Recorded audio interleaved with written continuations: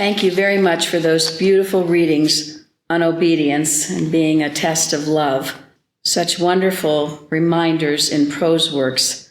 And many people want healing, but are they willing to give their obedience to God and obey his commandments?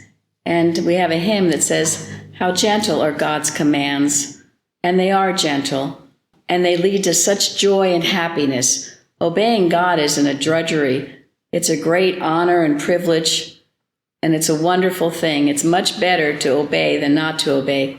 I came across a calendar submission from a while ago by a Charles Kingsley, and it says, "There are two freedoms, the false, where a man is free to do what he likes, and the true, where a man is free to do what he ought."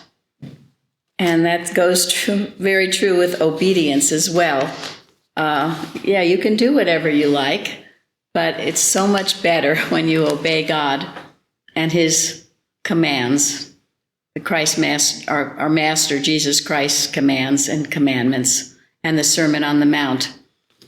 We heard tonight about the Weather Committee and its very effective work. I would just like to say it originated. One night I was reading Adam Dickey's memoirs of Mary Baker Eddy, and in that he describes how when he first went to her home by train, I forget where he was coming from, but it was a distance to Boston, and there was a great big snowstorm. I guess the train was delayed, and he got there late. But when he got there, Calvin Fry and some of the other students in Mrs. Eddy's home at that time met him, and they told him how Mrs. Eddy would not allow these extreme weather conditions. She considered it what we call animal magnetism. And animal magnetism is a belief that there is a power other than the one God. So in her home, she had a few students she appointed to be on the weather committee. And they worked daily on the weather, whether the weather was fine or not fine, or if it was good in Boston, but maybe not somewhere else. They worked daily on that. And I thought in our church, because in many ways we aim to resemble Mrs. Eddy's home and what she did with our watching and then a weather committee. So we started, and there were just maybe 2 or 3.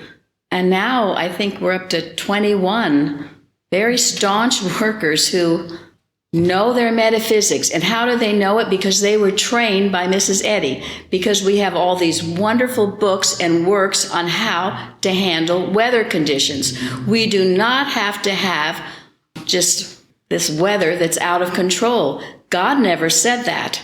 And that is a belief of mortal mind all stirred up.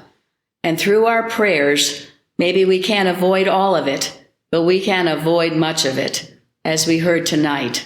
So I'm very grateful, too, for our dear Weather Committee and Miss Shardy, who heads them up, and for all the fine work, dedicated work done. Yes, we work for ourselves, but we definitely work for our community, our church, our nation, and our world. So it's a joy to be with you all tonight, and have a good night.